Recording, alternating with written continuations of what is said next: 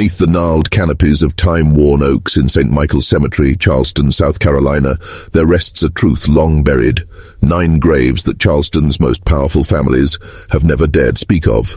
Each weathered headstone marks the final resting place of a wealthy plantation owner, men who passed between 1851 and 1855, each struck down in the same chilling fashion, sudden paralysis, followed by what the physicians of the era coldly described as a merciful death. But the story did not end there. In the year 1923, during renovations of the cemetery, those charged with its care uncovered a discovery so horrific that city officials moved swiftly to silence it, sealing it away from public record.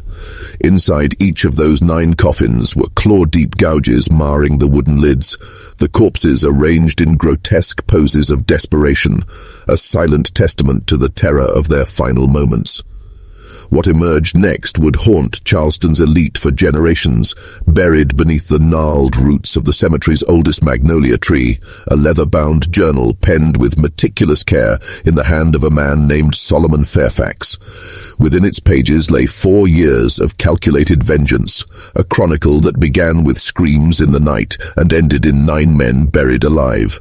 Before we descend further into the grim account of Solomon Fairfax and the dark transmutation that turned a healer into Charleston's most methodical killer, you must join our fellowship of seekers of truth.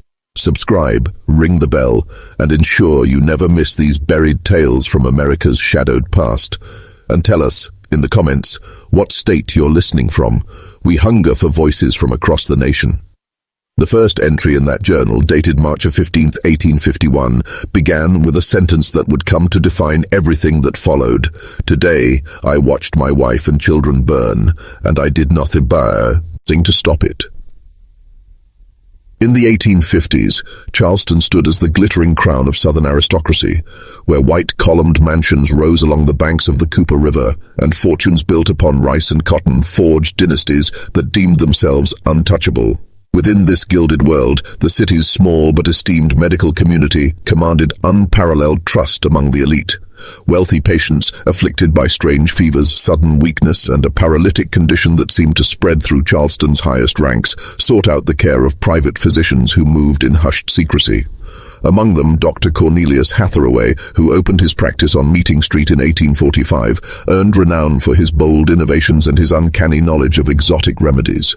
But Hathaway's success rested in no small part upon his extraordinary assistant, a slave named Solomon Fairfax, a man whose mastery of medicinal plants and chemical compounds seemed almost supernatural. Purchased expressly for Hathaway's practice, Solomon had already proved his worth through skills inherited from generations of healers who had served across the Carolina Low Country. Solomon was no ordinary field slave, tall, with eyes that seemed to record and analyze every shadow, every movement. He had been educated alongside the children of his previous master, learning to read, to write, to speak in the language of Latin medical terms, before such knowledge was forbidden to men like him.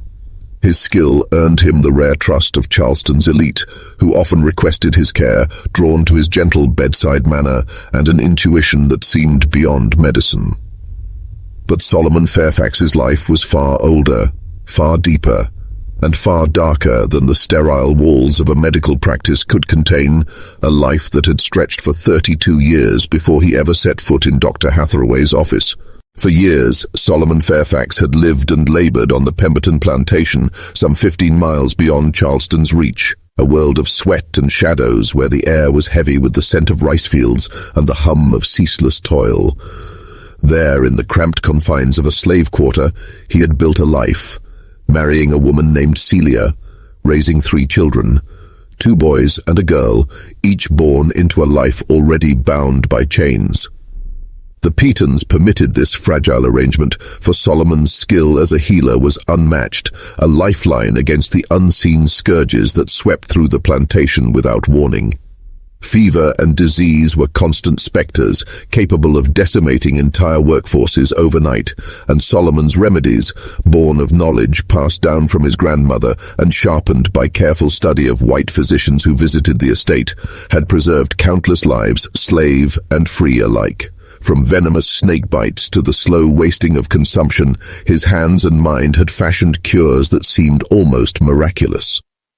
The Pitons, in recognition of his rare talent, had entrusted him with tending their own kin during times of illness, a privilege unheard of for one in his station, and a testament to the grudging respect he commanded. Yet, this fragile sanctuary would shatter with a single decision. In March of 1851, Edmund Piton's mounting gambling debts forced a cruel transaction: the sale of portions of his human property to satisfy creditors.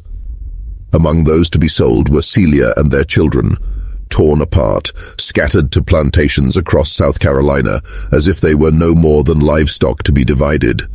Plantation owners spoke of business necessity to justify such acts, but those words disguised a truth far darker.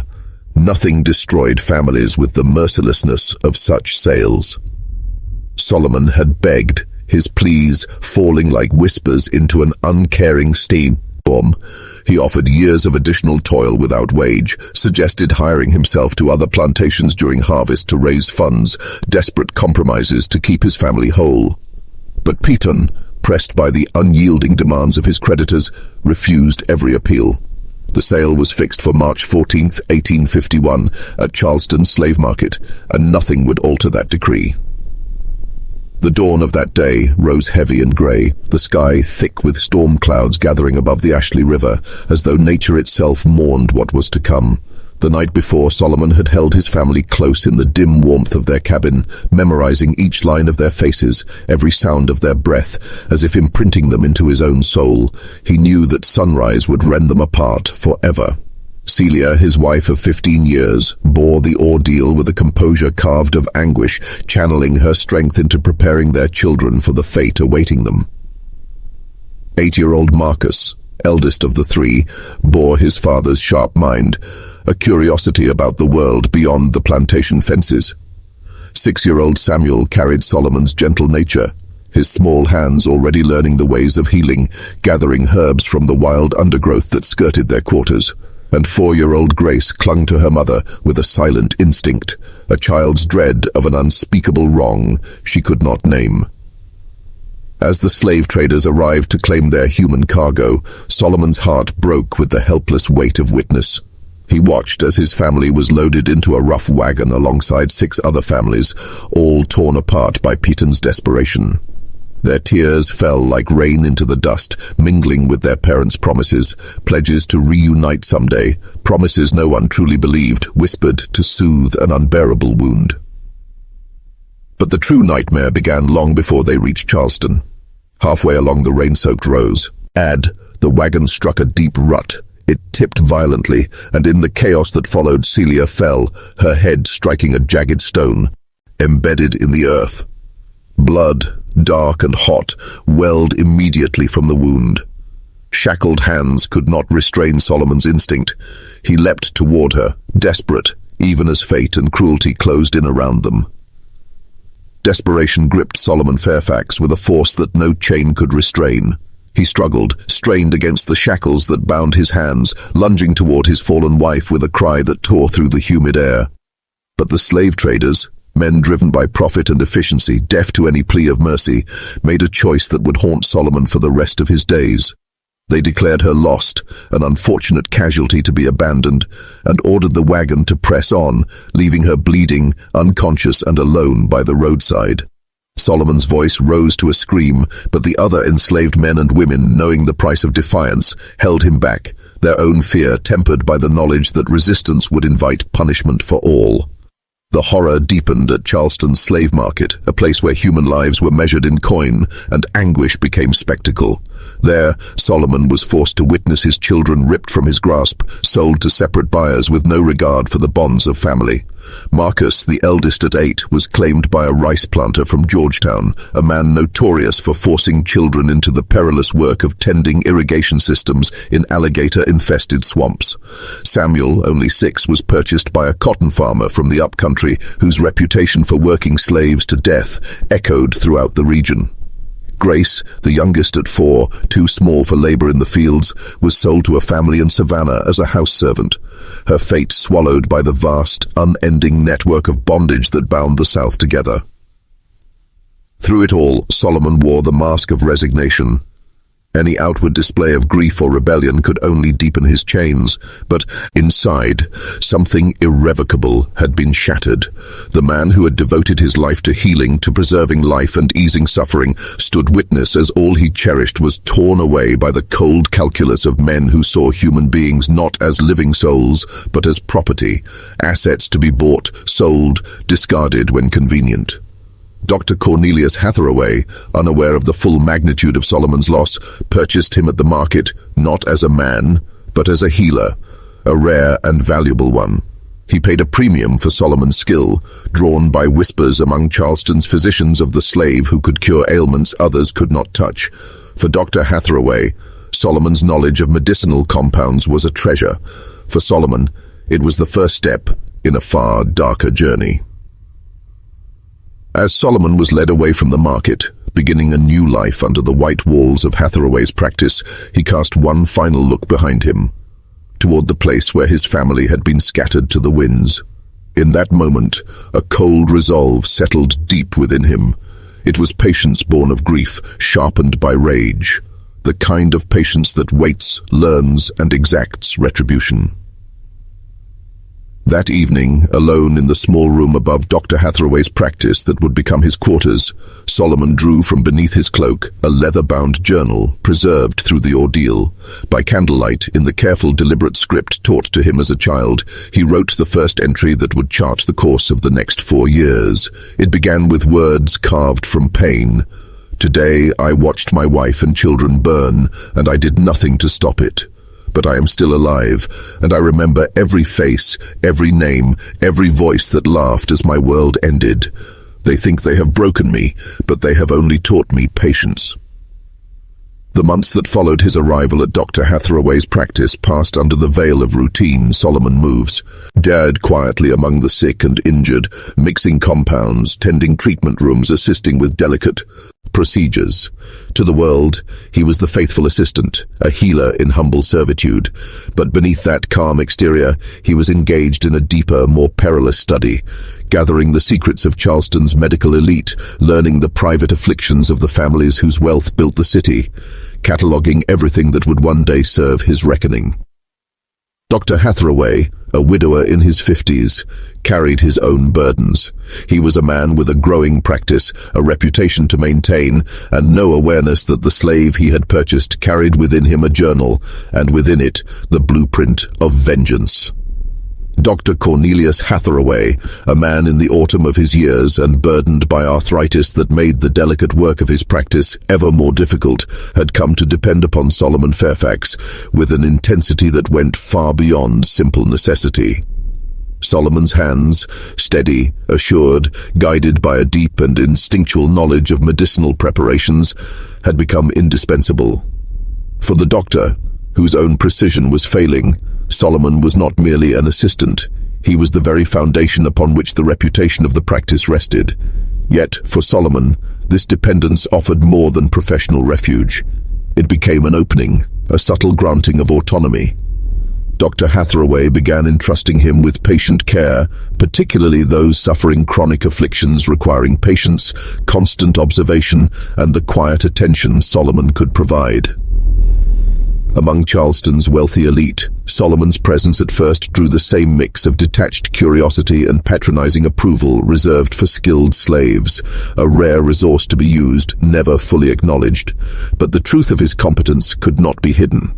His manner, respectful, precise, and quietly confident, began to earn him something more dangerous: trust. Slowly, patient by patient, he became sought after.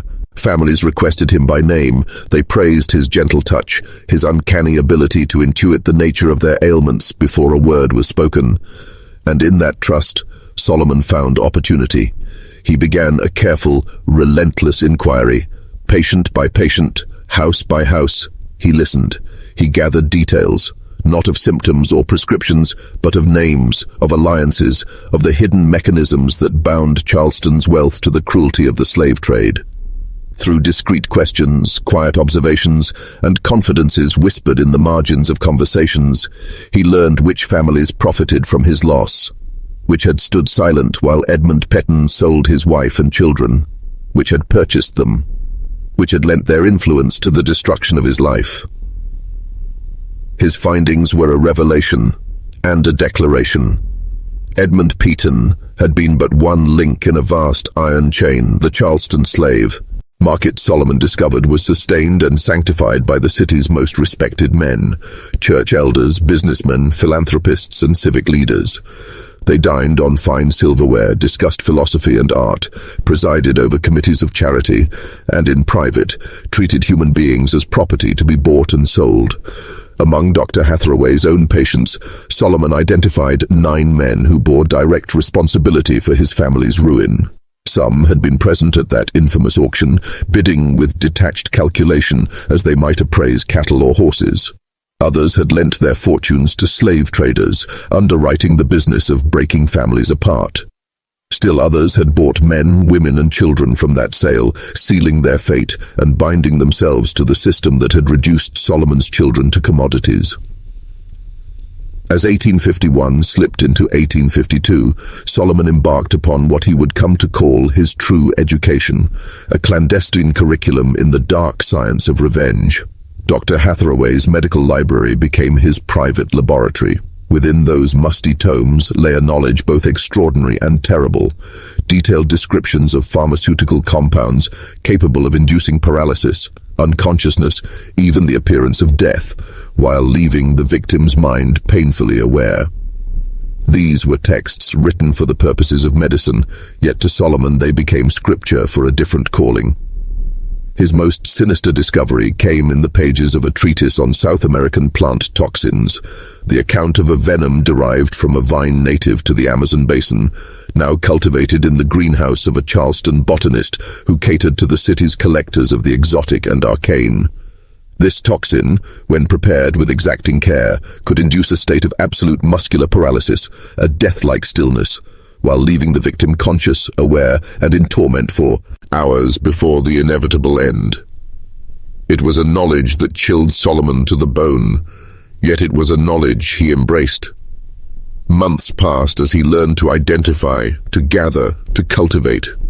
His studies led him to Professor Nathaniel Crenshaw, a scholar of natural sciences at the College of Charleston, whose greenhouse held specimens of the very vine described in the treatise. There, hidden among the rare and beautiful, Solomon's grim education advanced, and with each passing day, the quiet healer shaped within himself something far more terrible than any sickness he had ever treated, a patient and remorseless will to return suffering in full measure to those who had shattered his world. Professor Nathaniel Crenshaw, wholly unaware of the true purpose behind Solomon Fairfax's keen interest in botany, welcomed him into the rarefied world of his greenhouse with open curiosity. To Crenshaw, Solomon was simply another kindred spirit, a man who shared his fascination for exotic and unusual plants, one whose careful hands and patient curiosity could tend to the delicate specimens Crenshaw prized above all else. Solomon became a trusted presence among the rows of glass and greenery, granted unfettered access to maintain and study the botanist's collection, but beneath this benign pretense a far darker experiment was taking root. Solomon began methodically testing his discovery. In the dim light of a hidden workspace, he worked with laboratory mice, subjecting them to minute and repeated trials to determine a precise formula. The calculus was grim. Too little of the toxin produced nothing more than weakness. Too much brought sudden death.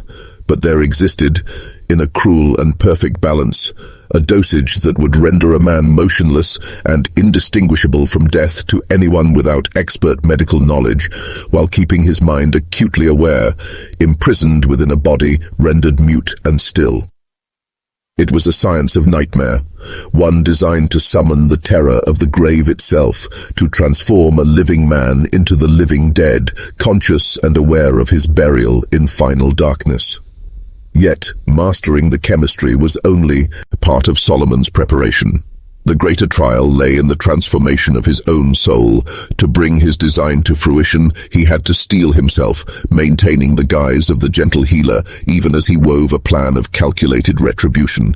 Each day he turned to his leather journal, reviewing the names of his children and rehearsing their fate. Their loss, torn from him with such casual cruelty, became his inexhaustible justification.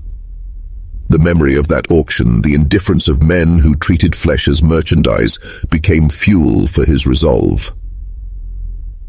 By the winter of 1852, Solomon had identified his first target, Colonel Reginald Fitzpatrick, a man whose wealth and prominence had been built upon the spoils of the rice trade, and whose presence at the auction had been marked not by compassion, but by laughter. Fitzpatrick had been among those who joked openly about the breeding potential of children offered for sale, a cruelty that burned into Solomon's mind. The colonel suffered from chronic gout and attended Dr. Hathaway's practice each month for treatment. His regular appointments, his reliance on Solomon's skill, and his habit of arriving alone made him, in Solomon's calculation, an ideal first subject in a campaign that was already being etched in vengeance. But Solomon forced himself to wait. Patience, cold, meticulous patience, became a pillar of his transformation. He knew that any misstep could shatter the subtle web he was weaving. Suspicion would ruin his work before it began. Justice in his mind would require a plan executed with precision, one that spared no margin for error. In his journal, Solomon began crafting detailed profiles of each of his intended victims. These entries resembled the careful case notes of a physician, yet beneath the clinical language lay something far darker, a blueprint for retribution. He noted their ailments, their medicaments, schedules, their connections to the slave trade, and their presence in the chain of suffering that had destroyed his family. Each entry became a quiet declaration, a methodical promise that these men would one day know the helpless terror his own children had endured, torn from all they loved and buried in a living nightmare. The year 1852 became an exercise in preparation. Solomon transformed himself from healer to avenger, shaping a plan that demanded mastery of every detail, control of every variable. The 9 men he had marked were not random targets. They were pillars of Charleston society, men whose deaths would invite scrutiny from the city's foremost physicians and magistrates.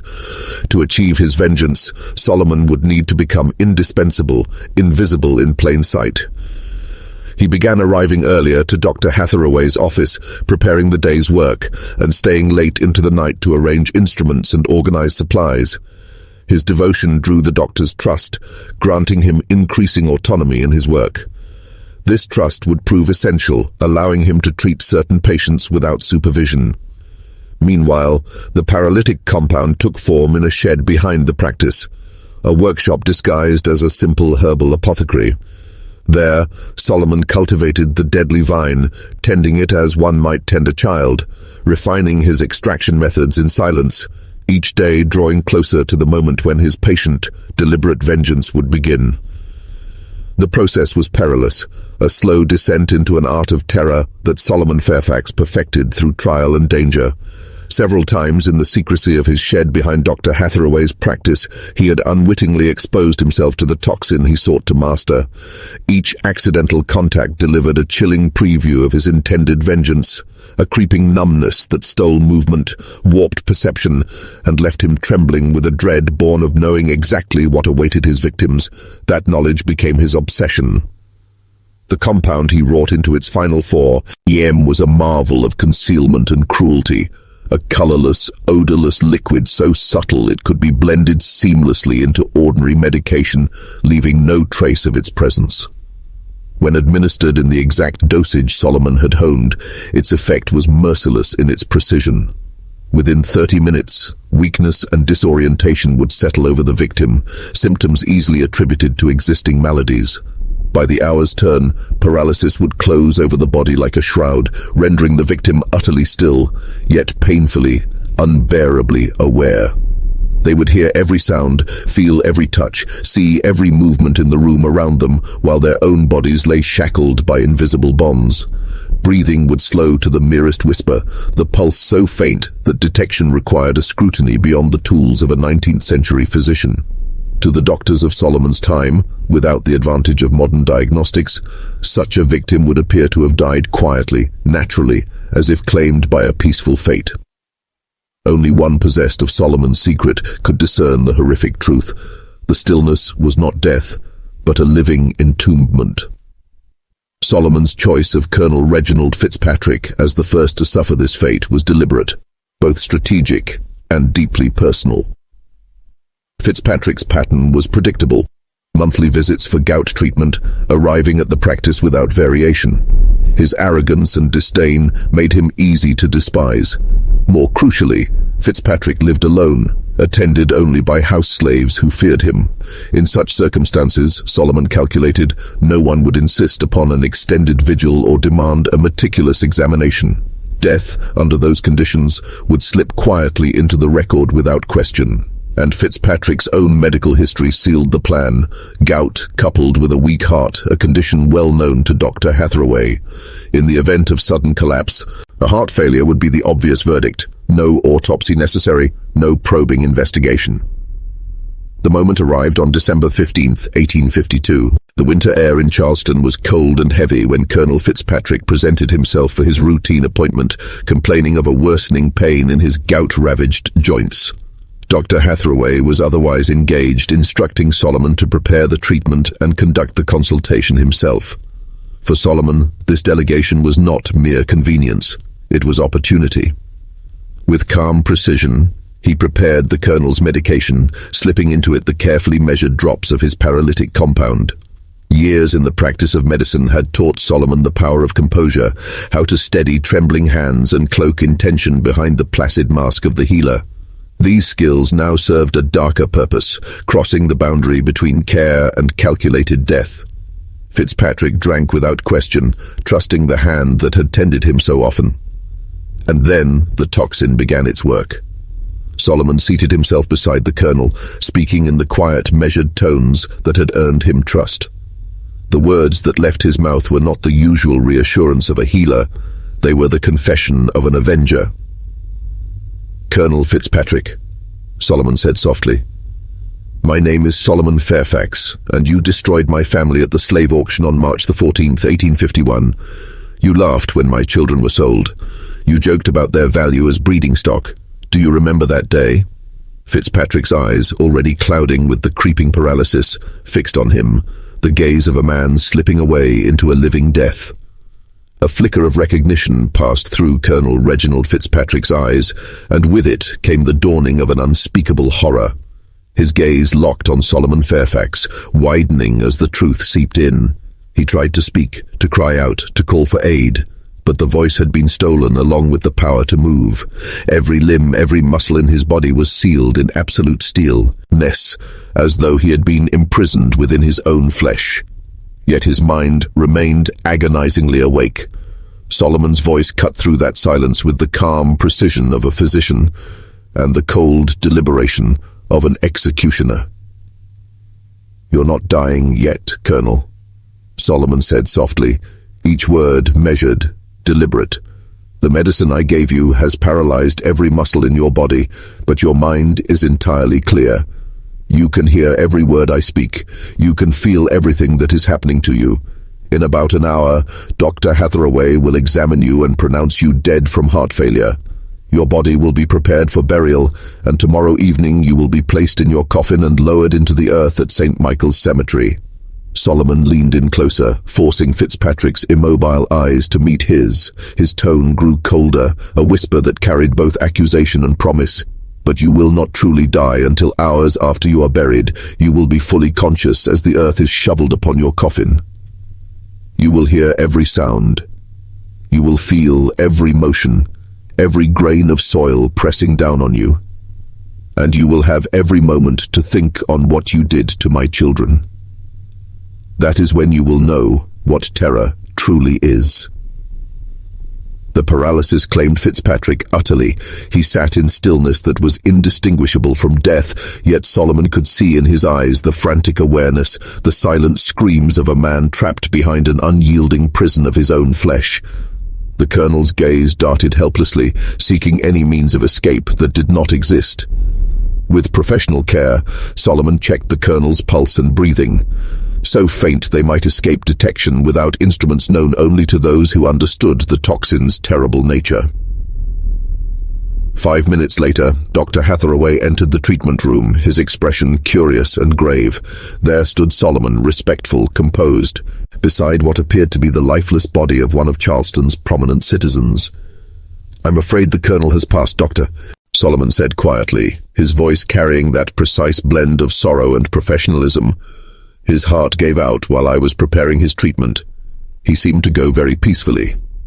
Dr. Hathaway examined Fitzpatrick and, noting the colonel's known cardiac condition, confirmed Solomon's assessment without question. Death, after all, came easily to those whose bodies were already broken. Within the hour, arrangements were made. Fitzpatrick's body was taken to his mansion, and a funeral befitting a man of his station was prepared. Solomon attended that funeral, standing among the section reserved for slaves, silent, still, and outwardly respectful. He watched as Colonel Fitzpatrick's coffin descended into the earth. As the first shovelfuls of dirt struck wood, he could not suppress a single thought.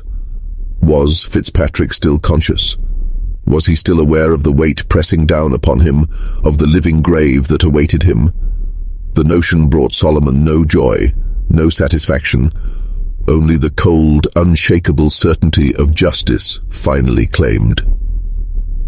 That night, by the dim glow of candlelight, Solomon wrote his second entry in the leather journal he carried everywhere. "Colonel Fitzpatrick has paid for his crimes. 8 remain. Justice is patient, but justice is also inevitable." The months that followed Colonel Reginald Fitzpatrick's quiet internment beneath St. Michael's Cemetery passed with a slow, grinding wait, each day stretching into the next as Solomon Fairfax waited silently for signs that his calculated vengeance had left a trace. Charleston's parlors and drawing rooms buzzed with the expected murmurs of condolence, the rehearsed remembrances of a man lauded for his service to the city. Yet no hand dared pry too deeply into the circumstances of the colonel's sudden passing. Dr. Hathaway spoke of Fitzpatrick's death to colleagues as a sober lesson in the fragility of lie. A grim example of how heart failure could claim a man, even in apparent health. Solomon's reputation, meanwhile, remained untarnished. To the city's elite, he was a devoted and capable medical assistant, an indispensable presence in Dr. Hathaway's practice. The successful execution of his first act of retribution steeled Solomon's resolve. It confirmed not only that his method worked, but that his cause could proceed. Yet it also forced him to reckon with the toll this work of vengeance exacted upon his own mind. Years of preparation had not softened the impact of watching a man slip into the living death he had engineered. Solomon found himself haunted, unable to rest for nights on end, not by guilt but by the relentless visions of what Fitzpatrick must have endured, trapped beneath earth, aware of every sound, every breath, every cruel moment of his burial. That horror became both a compass and a burden for Solomon. The choice of his next victim demanded care. He could not allow pattern or predictability to expose him. Justice, Solomon knew, required discretion as much as precision. Timing and method would have to vary, intervals between killings altered, causes of death disguised, so they would dissolve into the fabric of Charleston's daily tragedies. His research, quiet, deliberate, painstaking, led him to Judge Marcus Calverton, a man whose name and judgment had been recorded in Solomon's journal with a dark certainty. Calverton had not only witnessed the sale that tore Solomon's family apart, but had lent legal justification to the destruction of slave families. From the bench, the judge had argued in court that such separations were essential to preserving order and maximizing economic profit. In Solomon's eyes, the judge was as guilty as those who had bought and sold flesh. Calverton suffered from severe and worsening migraines, a condition that had driven him into Dr. Hathaway's care with increasing frequency over the past 2 years. For Solomon, the judge's ailment was a perfect instrument of opportunity. Fatal strokes were a known complication of such illness, and Calverton's advancing years made such an end entirely plausible. To those who might question, the cause of death would seem natural, a final collapse under the weight of chronic pain. But Solomon's designs on Calverton encountered an unforeseen obstacle. In March of 1853, Dr. Hathaway revealed his intention to take on a junior partner, a young physician named Timothy Henderson, freshly trained in Philadelphia and eager to secure his place in Charleston's competitive medical world. Henderson's arrival threatened everything Solomon had labored toward. His presence would bring new eyes to the practice, greater scrutiny over patient care, and additional witnesses to every exchange. More perilously, Henderson had trained under men versed in the latest advances in forensic medicine, techniques that could, should suspicion arise, detect unusual substances in the dead. Solomon understood instantly that his plan would have to accelerate. His original design, a slow, deliberate campaign stretching over years, was no longer viable. The clock had been moved forward. He would have to compress his mission into months, completing what he had begun before Henderson's presence rendered him incapable of acting without discovery. This compression would demand greater secrecy, sharper precision, and risks more perilous than anything he had yet undertaken. The careful patience that had defined his work until now would be tested as never before. To seek justice is to demand patience, yet vengeance, once awakened, often rejects delay. For Solomon Fairfax, the urgency imposed by Dr. Hathaway's impending partnership with Dr. Timothy Henderson forced him to accept conditions far from perfect. The careful schedule he had so painstakingly crafted now demanded sacrifice, and that pressure bore its first coup. In April of 1853, as Solomon prepared Judge Marcus Calverton's treatment, a miscalculation occurred, a fatal error born of haste. He administered a dose of his paralytic compound, slightly stronger than intended. The consequence was immediate. The judge's apparent death arrived far sooner than Solomon had calculated, and the paralysis gripped him with an unnatural intensity. Dr. Hathaway, summoned to examine the body, could not help but murmur his unease. "Strange," he said quietly, his voice carrying through the still room. "The muscle rigidity is more pronounced than typical for stroke victims. And look at his eyes. There is something almost desperate in their expression." For Solomon, those words were a hammer blow to his composure. His heart pounded as he watched Dr. Hathaway conduct a far more meticulous examination than he had ever performed for Colonel Fitzpatrick. For a long, suffocating moment, Solomon feared that his entire enterprise was on the verge of collapse.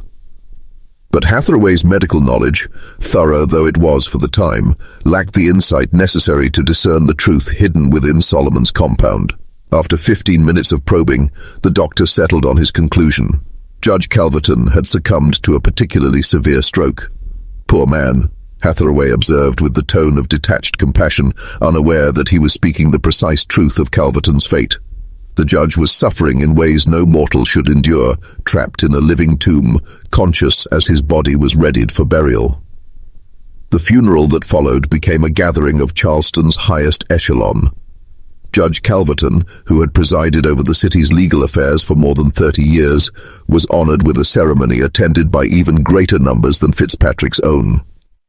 Solomon stood in the designated slave section, a silent observer, as the coffin descended into the earth of St. Michael's Cemetery, resting now a mere 3 rows from the grave of the man who had first borne the weight of his revenge. And then Solomon saw it, a detail that sent an icy finger of dread curling into his heart. Near the back of the mourners, a young man stood apart, his posture tense, his attention fixed on the scene. In his hand was a small leather-bound notebook in which he scribbled with intent. The man was Thomas Grimby, a journalist for the Charleston Mercury, quietly pursuing what he had begun calling the prominent deaths phenomenon, a pattern of sudden, unexplained fatalities among Charleston's elite that, while each seemed medically plausible in isolation, collectively bore the markings of something far more sinister. Over the past 6 months, Grimby had noted the deaths of influential citizens under strange but medically unremarkable circumstances. He was connecting the dots. That night, in the quiet solitude of his quarters, Solomon made his next journal entry, its words steeped in both resolve and the growing shadow of urgency. "Judge Calverton has joined Colonel Fitzpatrick in the justice they were due. But whispers are stirring, patterns are emerging, time is slipping through my fingers. I must act faster, even if it means courting greater peril." This grim realization altered the course of his campaign. The patient timeline he had cultivated now shattered. Solomon knew his next act could not wait months. His third victim would be claimed within weeks. His choice fell upon Captain William Dandridge, a ship owner who trafficked in human cargo, orchestrating the loading of enslaved men, women, and children with the same cold precision he applied to his cotton shipments. Dandridge was a man whose crimes were not abstract, but hands-on. A man whose own conscience, if such a thing existed, had been washed away in the harbor waters of profit. But targeting him posed unique challenges that would force Solomon to further sharpen his deadly craft. Unlike those who had come to Dr. Hathis, Arroway's office burdened by chronic ailments, Colonel Fitzpatrick and Judge Calverton, Captain William Dandridge bore no such predictable vulnerability. A man of robust constitution, he sought the physician's care only for the occasional injury sustained amid his maritime ventures. For Solomon Fairfax, this posed a new dilemma. The opportunity would not arrive of its own accord. It would have to be forged. Through the whispers of Charleston's enslaved community, Solomon found the opening he required. Among the kitchen slaves who labored in the stately mansions along the Battery, news traveled like a slow, secret current. These men and women exchanged fragments of information, rumors of their masters' comings and goings, a silent intelligence network woven beneath the grandeur of Charleston's streets.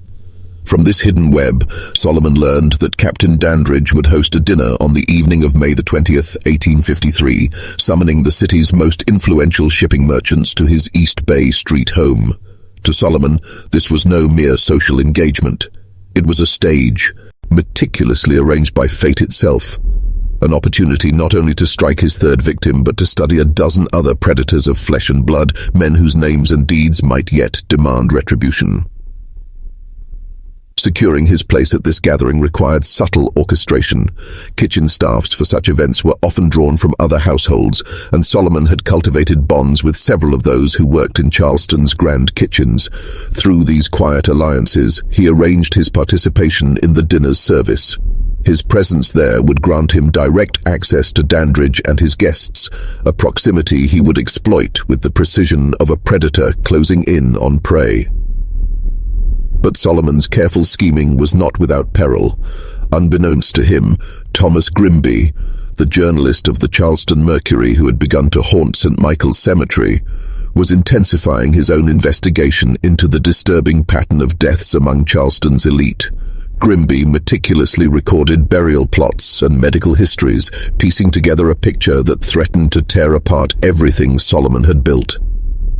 The journalist's quiet pursuit was an ominous shadow, one that would soon stretch across Solomon's calculated vengeance. And so came the night of May 20th, 1853, the evening that would mark the turning point in Solomon Fairfax's grim campaign. Within the opulent dining room of Captain Dandridge's mansion, 12 of Charleston's most powerful figures in maritime trade gathered in a rare convergence. Their laughter and conversation filled the space with the sound of wealth and ambition as crystal chandeliers caught the glow of candlelight and silverware glimmered under the weight of polished expectation. To Solomon, this was more than a dinner. It was an arena, a living theater in which he would study his prey, select his next victims, and deliver the blow that justice demanded. Martha, an elderly kitchen supervisor respected for her stewardship of Charleston's most elaborate feasts, granted Solomon access without suspicion. Unaware of the darker purpose that drove him, she welcomed his assistance, grateful for another pair of hands as fever and sickness swept through the slave quarters of the French Quarter. With quiet efficiency, Solomon moved among the tables, refilling goblets of wine, clearing silver platters, and listening intently to the conversations that drifted across the room. What he heard was a chorus of callousness, a litany of commerce spoken in tones of certainty. Discussions of expanded shipping routes, the profitability of human cargo, and the methods by which to control, contain, and commodify human lives. At the head of the table sat Captain William Dandridge himself, a man in his early 50s, sturdy and weathered, his hands calloused by decades at sea. He spoke with authority, recounting voyages, profits, and strategies for transporting human cargo with brutal efficiency. His words, descriptions of preventing rebellion and preserving the value of flesh bound in chains, were to Solomon an unrepentant confession, a testimony to the cruelty that had scattered his own family to the winds. As the evening unfolded, Solomon's gaze swept across the assembly. Each laugh, each toast, each clink of glass carried significance. Among the distinguished guests, he identified several men whose complicity in the slave trade branded them as future targets, names to be written into his ledger of vengeance, names that would join the growing tally of those who would one day pay for their crimes. The conversations Solomon overheard that night were not idle chatter. They were confessions in plain sight, a chilling testament to the breadth of complicity that sustained Charleston's darkest commerce. These men, traders, ship owners and financiers, spoke of human lives with the same detached precision as they discussed cotton yields or shipping schedules, treating the devastation of families as a ledger entry, a cost of doing business without conscience. In their voices rang the cold calculus of a society built upon bondage, a system that commodified flesh and shattered flesh alike without a thought to the souls crushed beneath its weight. Solomon's opportunity came with the final course of the evening, a dessert of singular delicacy, requiring careful preparation for each guest. The task placed him in the very heart of Captain Dandridge's kitchen, where he worked with deliberate hands, adding his paralytic compound to the captain's portion of brandy-soaked cake with the precision of a surgeon and the patience of a scholar.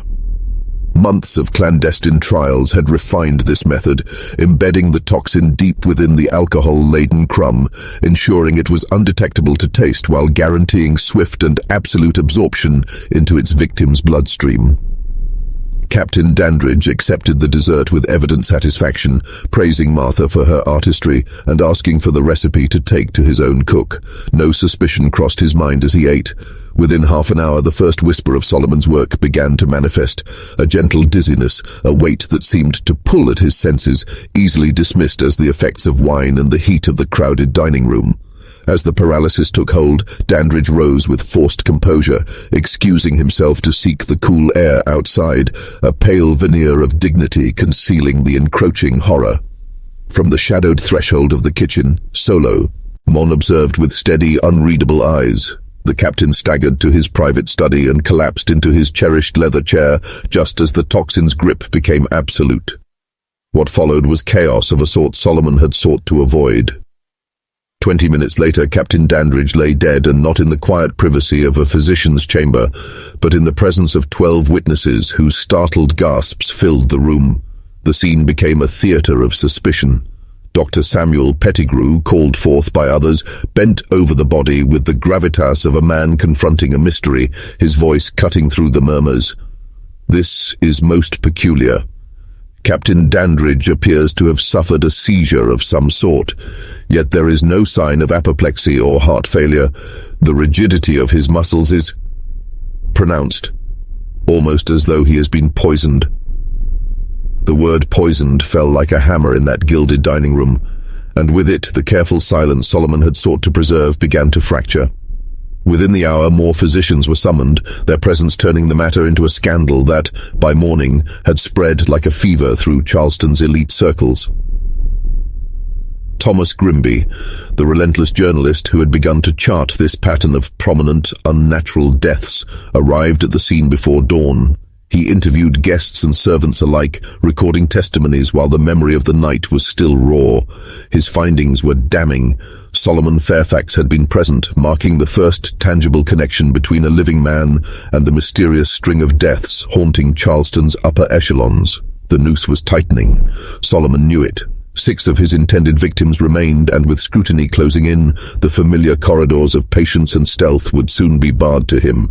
Desperation sharpened his resolve. He resolved to strike faster, to gather his vengeance in a single, sweeping act that would ensure maximum terror, though the cost would be perilous and nearly certain capture. His intelligence pointed to a singular, horrific opportunity, a private meeting set for the evening of June 15, 1853, at the offices of Henderson and Associates, where 6 of Charleston's most powerful slave traders would gather to finalize contracts for a vast expansion of their commerce.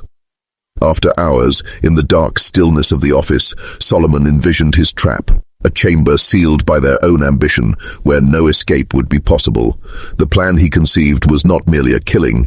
It was a design of vengeance so exacting and so terrible that its execution would mark the culmination of 4 years of patient study, suffering, and bitter resolve. The simplicity of Solomon's design belied the enormity of its cruelty. For 2 weeks, under the cover of night, he worked in secret, drawing upon his unrestricted access to medical stores and supplies to produce a vast reserve of his paralytic compound in a form far more potent than any he had used before.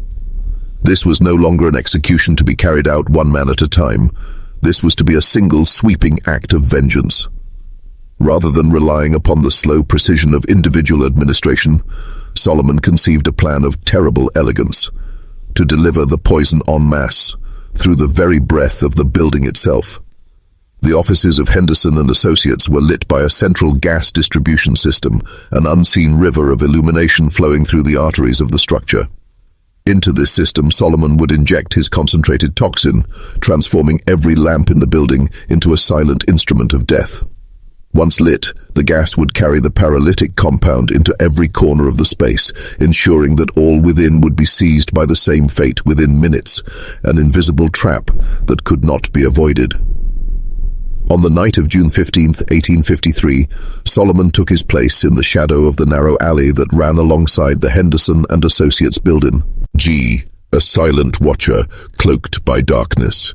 He waited with the patience of a predator, eyes fixed on the structure where 6 of Charleston's most powerful and culpable slave traders would gather.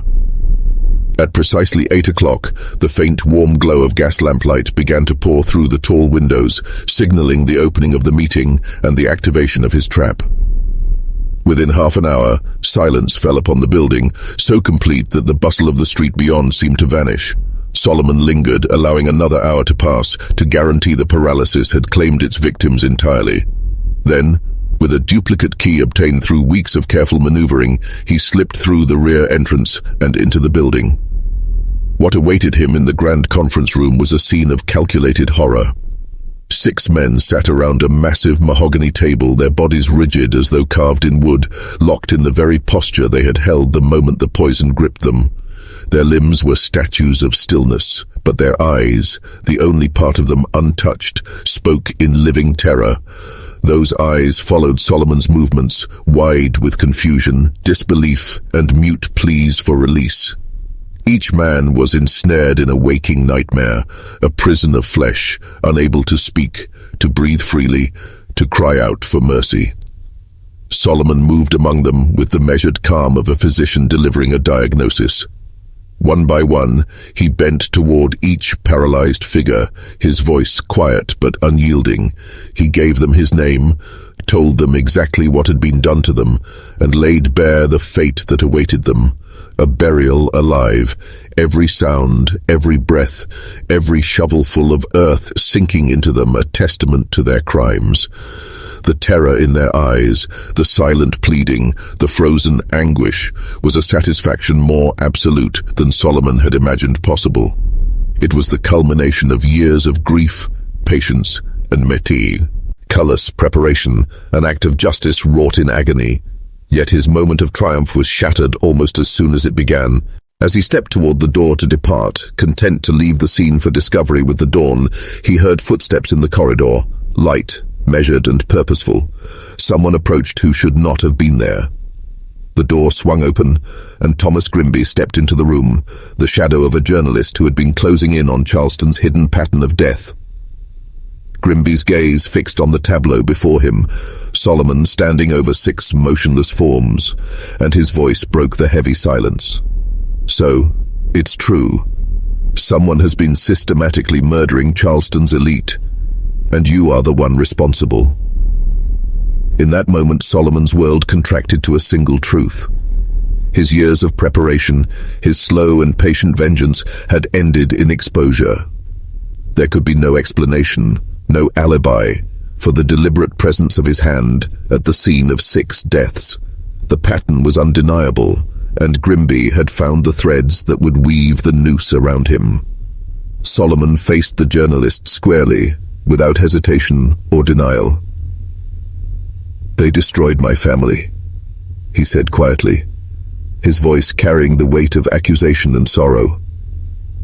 They sold my children like cattle and left my wife to die by the roadside. This is justice, not murder. Grimby's response revealed the tangled contradictions at the heart of Charleston's world. A city steeped in violence, yet bound by codes of honor. A society that demanded justice, yet sanctioned the denial of it. As a journalist, Grimby was sworn to uncover the truth, to expose the shadowed crimes behind polished facades. Yet as a Southerner, he also carried an understanding of the entrenched realities of slavery, a system that had shaped Solomon's wrath and defined his vengeance. Between them rose a moment suspended in moral gravity, a silent reckoning that would decide the fates of both men. "Those men in there," Grimby said, his voice low but edged with urgency, gesturing toward the paralyzed forms that still filled the chamber. "They're still alive, aren't they? That's why their eyes move. You've done something to them. Something that makes them appear dead while holding their minds prisoner." Solomon gave a slow, deliberate nod, his face unflinching, eyes fixed. There was no purpose in denial. The truth was plain and necessary. "Yes," he said softly, his voice carrying the weight of years of suffering. "They will know what my children knew. They will feel for hours the unyielding awareness of life trapped in a corpse.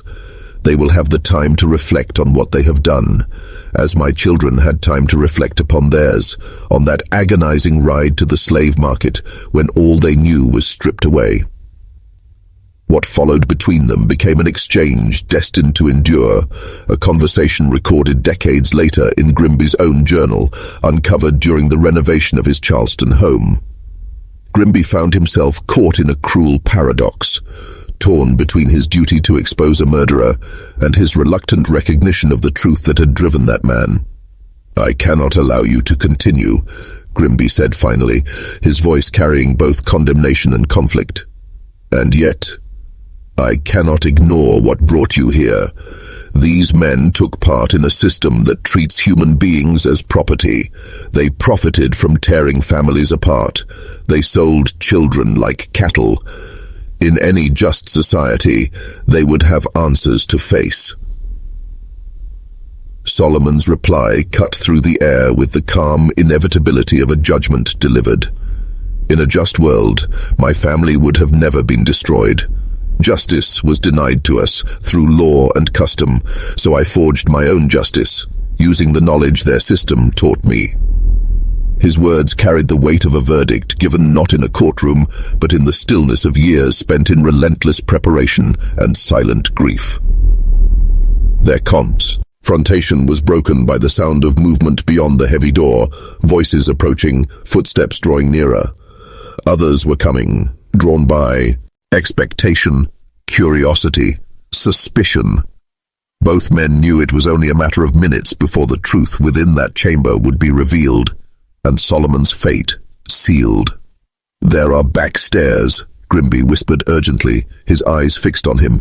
"You can still disappear. I can delay telling them. You could vanish into the countryside." But Solomon's answer was calm, unshaken, a final decree that carried the weight of his 4-year odyssey of vengeance. "I am not running," he said. His voice rang with quiet certainty. "Let them come. Let them see what I have done. Perhaps then, when this truth spreads, others will understand that even slaves have a breaking point, that even in silence, there is a limit to what can be endured." Outside, the voices rose, swelling into a chorus of investigation, joined by the sound of boots on wood and the scraping of footsteps echoing toward the front of the building. The moment of reckoning had come. Grimby chose the path that would forever mark his conscience, a decision whose shadow would haunt him until his dying breath. He resolved to preserve his story above all else, to shield his own legacy rather than extend mercy to Solomon Fairfax. Positioning himself in the shadows of that gaslit corridor, Grimby prepared to bear witness to observe and to commit to memory every moment that followed, ensuring that when the truth emerged, he could deliver an unflinching account of Solomon's capture and the grisly tableau awaiting Charleston's authorities. When the city constables stormed into the conference chamber of Henderson and Associates, they encountered a scene that would defy reason and unsettle even the most hardened observer. 6 of Charleston's most prominent citizens sat rigid, their bodies locked in the unnatural stillness of death, yet stripped of all the usual signs of a mortal end. Their faces, pale and frozen, bore expressions of spoken terror, and beside them stood a man unlike any other in that history-laden room. A slave, standing with calm acceptance, offering neither resistance nor plea for mercy, but instead delivering an unhesitating confession. Solomon spoke with the precision of a scholar and the resolve of a condemned man. His words, transcribed verbatim by the chief constable and preserved in Charleston's criminal archives, laid bare a truth that shattered the city's fragile order. The paralytic compound, its method of delivery, the deliberate selection of victims, each chosen for their participation in the slave trade, all catalogued in the same cold, meticulous detail that had governed his years of vengeance. The trial of Solomon Fairfax became a crucible of Charleston's conscience, one of the most incendiary and morally complex legal proceedings in antebellum America. It was not doubt about his guilt that made the case infamous, for Solomon's confession was complete and unrepentant. It was the moral questions it provoked that seared themselves into the public mind, questions about the nature of justice, the weight of retribution, the inhumanity of slavery, and the limits of endurance under oppression. District Attorney Charles Rutledge prosecuted with unrelenting force, presenting the case as a matter of simple, brutal law. A slave had murdered 9 of Charleston's leading citizens and must pay with his life to preserve the order of society. The defense, marshaled under the reluctant Benjamin Crawford, faced an almost impossible task, defending a man who had openly admitted to systematic slaughter while arguing that those murders were acts of righteous retribution for a crime far greater. Crawford framed his defense not as a denial of Solomon's guilt, but as a reckoning, a call to expose the brutal realities of the slave trade that had made such vengeance inevitable. The traz unveiled truths that Charleston had long sought to conceal, the methods of family separation at auctions, the casual cruelty with which human lives were bartered, and the total legal helplessness of the enslaved. In court, Solomon's testimony was chilling in its clarity. The recollection of the moment his family was torn apart, the helplessness he had endured, and the cold deliberation with which he had prepared his campaign of revenge.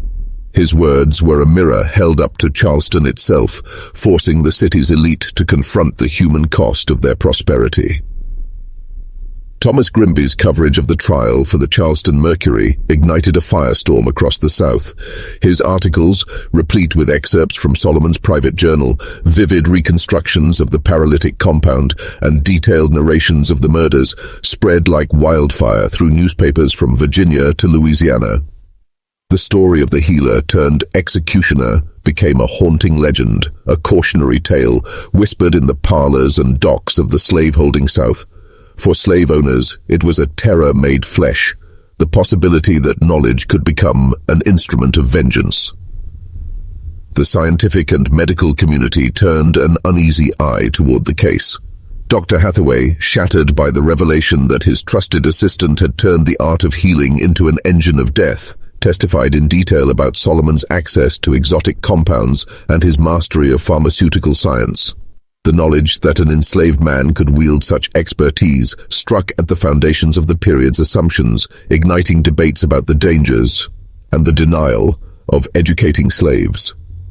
The testimony of the 6 men who had survived Solomon's final assault in the Henderson and Associates building became one of the trial's most harrowing chapters.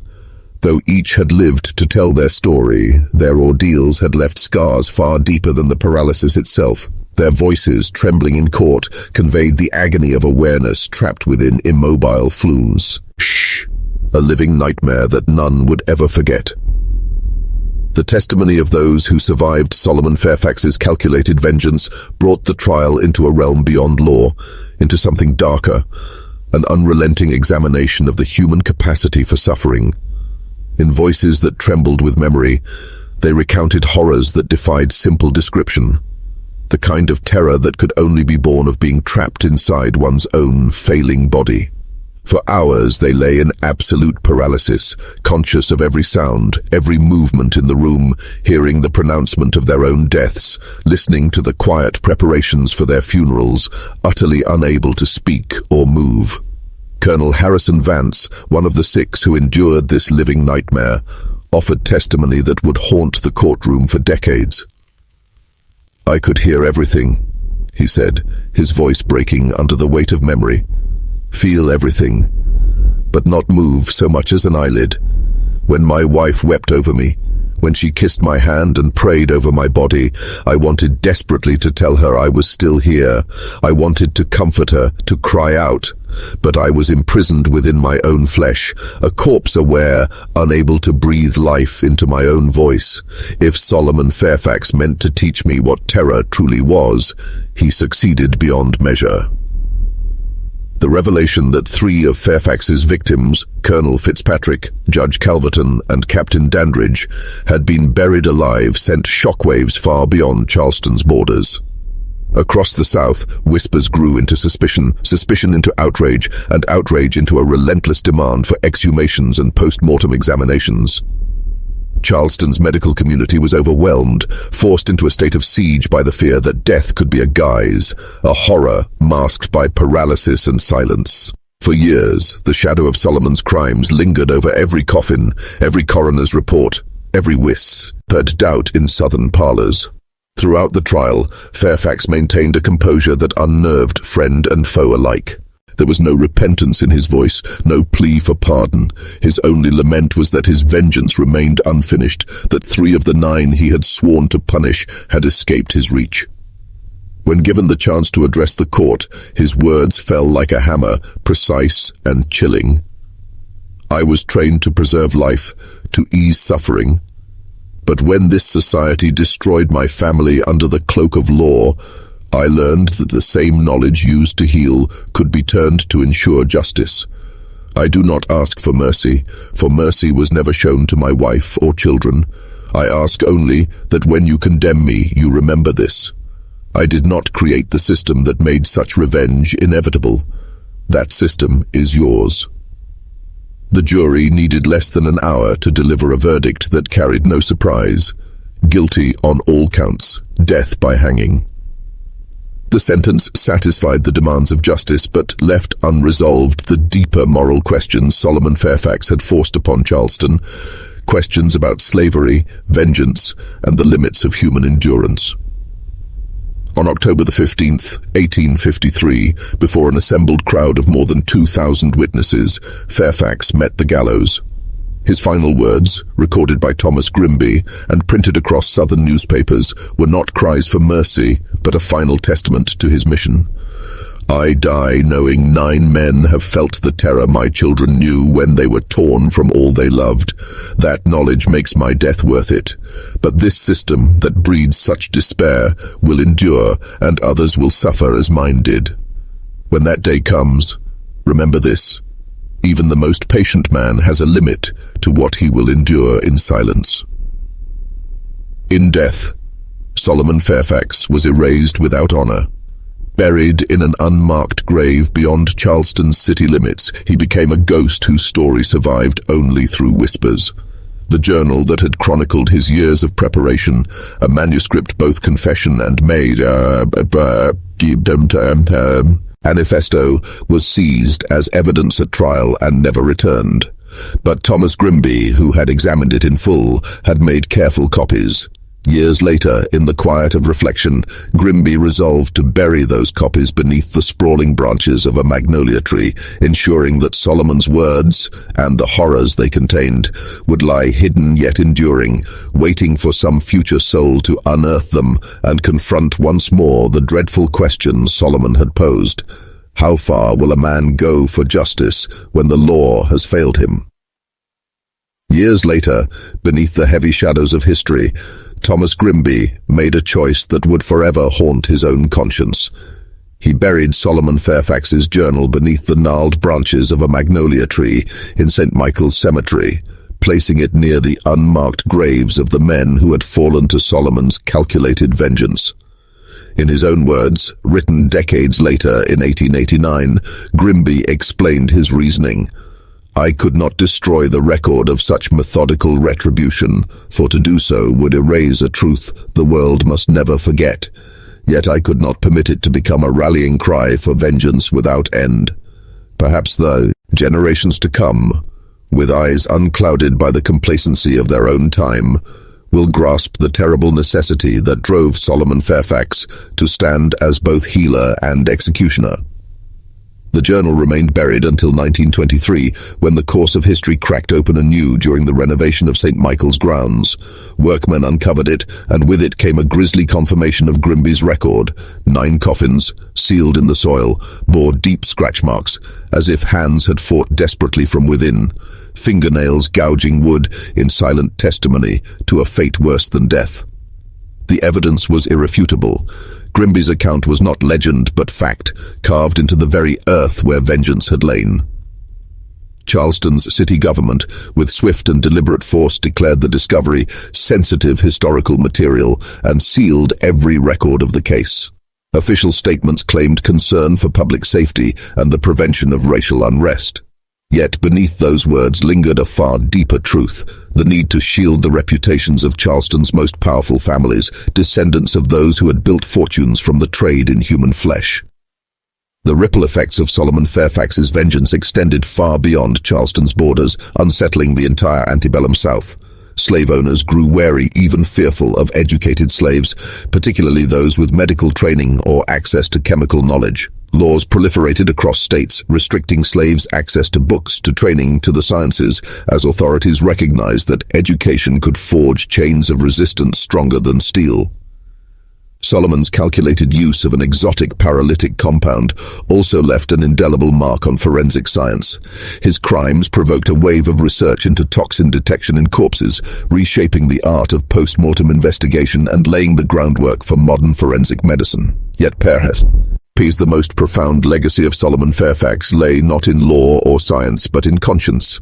His story tore open the veneer of a society that claimed slavery was benevolent, revealing a deeper, more unsettling truth, that even the most broken and subjugated might harbor the capacity for precise, unrelenting revenge.